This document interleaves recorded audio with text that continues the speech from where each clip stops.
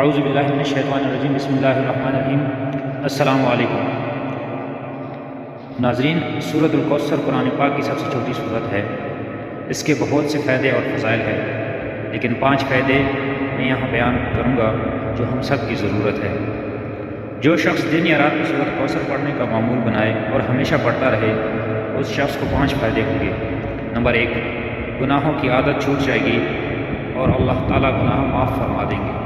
Number 2، اللہ تعالیٰ جل شانہ اس صورت کی برکت سے اپنے پیارے حبیب حضرت محمد مصطفیٰ صلی اللہ علیہ وآلہ وسلم کا دیدار خواب میں نصیب فرمائیں گے، جو شخص اس کو معمول کے مطابق پڑھتا رہے گا۔ نمبر 3، اس صورت کی برکت سے تمام حادثوں، بیماریوں اور پریشانی سے اللہ تعالیٰ جل شانہ حفاظت فرمائیں گے۔